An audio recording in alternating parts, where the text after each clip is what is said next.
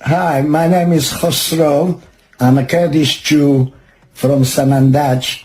What is your native language?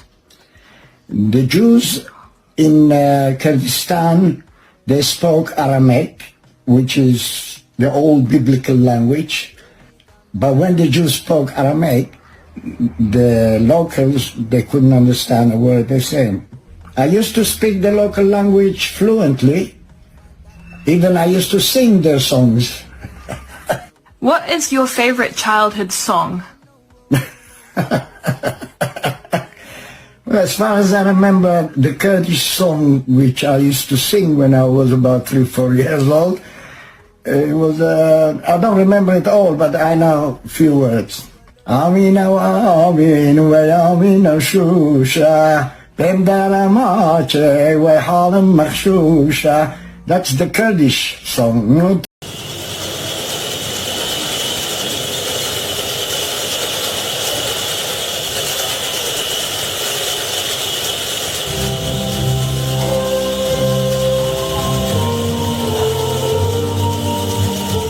وأنا اليوم ولدتك وقال أيضا سأكون له أبا ويكون لي ابنا.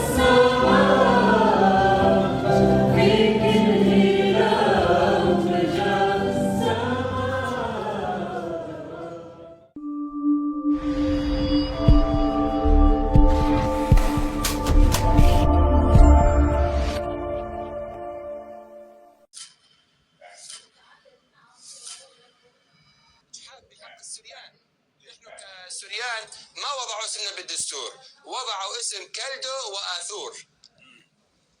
والسريان ما وضعوا اسم. ليش من السريان؟ نحن اهل العراق الاصليين ايضا. انا لو نجي نحن نذكر القوميات المسيحيه للعراق، ماكو قوميه اسمها كلدانيه، ولا كو قوميه اسمها اشوريه، ولا كو قوميه اسمها سريانيه. نحن كلنا شعب ارامي، نحن قوميه اراميه. صح. اراميين، ولكن هذه التسميات جاءت، فجاء اسم السرياني كانه مطابق للاسم المسيحي. الى اليوم في شمال العراق اللي يتكلمون باللغه السريانيه تقول له انت ايش؟ يقول لك انا سورايا، يعني سرياني معناته مسيحي. صحيح. وكلمة كلداني، يمكن يسمعوني الأخوة الكلدان أنه كلمة كلداني انضافت للكنيسة السريانية الشرقية في منتصف القرن السادس عشر الميلادي. والاسم الآشوري أعطي للكنيسة السريانية الشرقية في القرن التاسع عشر عندما جاءوا الإنجليز إلى العراق.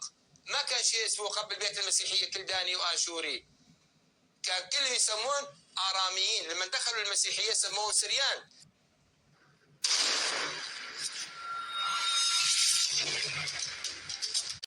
المسيحية كلداني وآشوري. كان كلهم يسمون آراميين، لما دخلوا المسيحية سموه سريان.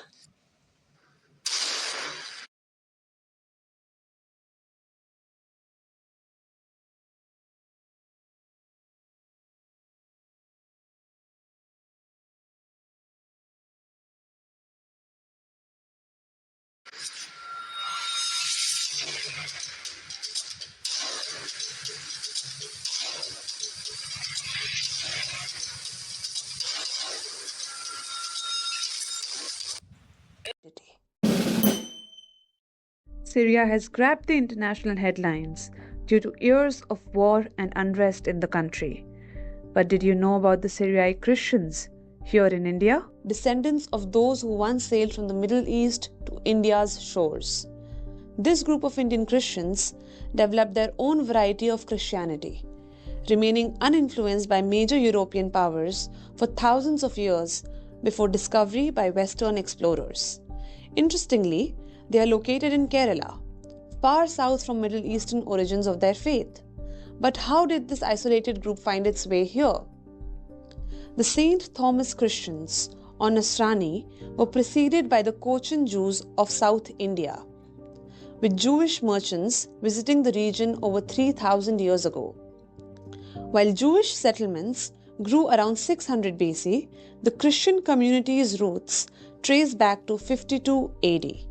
The community was founded by Thomas, an Aramaic-speaking Jew who traveled to India and settled among the Cochin Jews.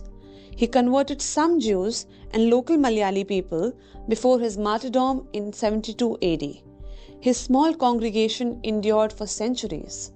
Over time, Syriac Christian traders and missionaries from Neo-Parthian Empire settled on Kerala's coast. Surprised to find an established Christian group, they merged with the Nasrani, boosting their numbers and enriching their culture and religious practices. Today, the Nasrani are a unique blend of Malayali, Syriac, Persian, and Judean influences. While Aramaic is preserved for liturgy, they primarily speak Malayali. Despite divisions into various denominations, their identity as Syriac Christians remains strong. From the ashes of conflict to the vibrance of a distant land, the Syriac Christian story reminds us of the power of faith and the endurance of identity. I am an Assyrian, a descendant of the Assyrian Babylonian empires of Mesopotamia thousands of years ago. I am immensely proud of my heritage. So much of the world is focused on the today and now that the past is often ignored and forgotten. So today, I will talk to you about my Assyrian heritage. How my father, my American half, who converses with me in English, speaks Assyrian with his parents and sister. It is otherwise known as Aramaic, an old Semitic language that Jesus spoke and in which the original Bible is written. Over the years, my grandparents would encourage me to learn Assyrian. As much as I loved them, and as important as I sensed it was for them, I did not learn Assyrian. Why should I have? I was, after all, half American, and English is the language of my American half. And they, my paternal family, speak perfect English. I did ask my father once or twice about Assyrians. My father would explain his heritage to me, but though interesting, it was not concrete. There is no country today that is called Assyria. I did not know other Assyrians. I would sporadically meet relatives, but they were not a part of my life. I did not eat Assyrian food. I did not know Assyrian music. I did not know Assyrian dances. Assyria was only an amorphous concept, and Assyrian was a vague heritage that was always in the background of my consciousness. It was not a heritage I identified with. Up until 8 months ago, when I lost my paternal grandparents to whom I was very close. What I did not know, and which I learned during their funeral services and during research I did about their lives, was that my grandparents were prominent Assyrian leaders, activists, and nationalists. In learning about my grandparents, I resolved to learn more about Assyrians. And in learning about the past, I have learned about my present. Now, like my father and his parents, my Assyrian heritage informs my identity. To the oft-asked question of where are you from, I now say I am half Assyrian American, half French. which invariably elicits perplexed responses of Assyrian? What does it mean to be Assyrian? Who are Assyrians? On April 1st, 2022, we celebrated the Assyrian New Year of 6,772. Yes, we have been in existence as a nation for almost 7,000 years. Assyria originated in northern Mesopotamia, the cradle of civilization, which is now divided between 4 countries: Iran, Iraq, Turkey, and Syria. Assyria was originally a city-state centered on the city of Ashur. Over millennia, the city-state grew to be a mighty empire. Assyria was the first true empire of Western civilization. It extended from Persia, or today's Iran, down to the Mediterranean Sea. Assyrians were innovators and made important inventions we still use today: libraries, irrigation systems, and other agricultural techniques, accounting, administration, medicine, and scientific methods. The Library of Ashurbanipal and the Gardens of Nineveh are some of the most important historical finds of the world. The Assyrian Empire fell in 609 BC.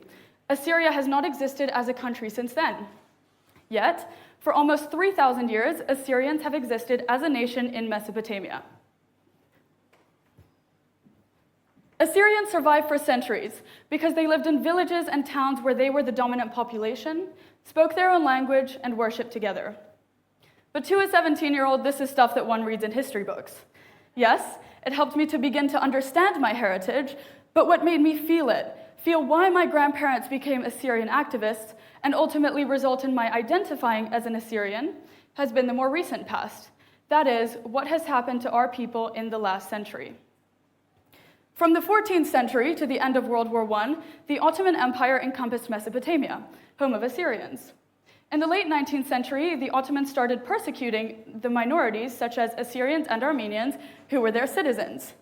The genocide of 1914 to 1918, widely known as the Armenian Genocide, is in fact also the Assyrian Genocide, where more than 750,000 Assyrians were massacred, and this led to the exodus from our homeland. But this was also the dawn of Assyrian nationalism. Early Assyrian leaders demanded the right to a homeland in Mesopotamia as the solution to stopping the persecution of Assyrians. The British who were fighting the Ottomans in World War I and wanted allies against them promised Assyrians a homeland upon the breakup of the Ottoman Empire. Do you know what happened? The British and the French entered into the Sykes-Picot Agreement in secret in 1916 as a way to partition the Ottoman Empire into British and French spheres of influence. Sykes-Picot created the Middle East as we know it today. They initiated the continuous wars and persecutions in the region over the last 100+ years. And yes, they reneged on their promises of an Assyrian homeland. This historic betrayal has had catastrophic consequences. After the genocide of 1914 to 1918, Assyrians have been the subject of some of the most violent massacres in the Middle East. The 1933 massacre in Samelee, instigated by the then newly formed Iraqi kingdom, and in my lifetime, the 21st century genocide by ISIS. Understandably, the Assyrian diaspora has accelerated with each genocide. Today, the majority of the 5 million+ Assyrians live across the globe, instead of in our homeland in northern Mesopotamia. So today, in 2022, what do we do? I take inspiration from my grandparents, who were the leaders of the second wave of Assyrian nationalism from the 1950s through to the 1990s. From their home base in Iran and later in the United States, my grandparents led the reawakening of the Assyrian nation and demand for our homeland in Mesopotamia. They founded and ran global political newspapers and cultural and educational institutions, global political parties, and in Mesopotamia, local parties that formed an armed militia. Their activism was both global and local, during a period in history when the Assyrian community was relatively evenly split between those living in diaspora and those living in our homeland. Inspired by the legacy of my grandparents, I want to be a part of the next wave of Assyrian nationalism, that of my generation who are scattered across the globe. We must ensure that my generation and future ones know our heritage and identify as Assyrians. We must ensure that my generation and future ones know our heritage and identify as Assyrians. We must speak Assyrian. We must learn and spread our history and culture globally to evangelize our identification with our heritage. And we must remain connected to the Assyrians living in our homeland. They are besieged and need to know that a global community is supporting them and advocating for an Assyrian nation. Given today's technology, these are far easier to and advocating for an Assyrian nation. Given today's technology, these are far easier to accomplish than during the era of my grandparents. Their accomplishments were enormous, and we must build on them. We cannot let our heritage and who we are get lost.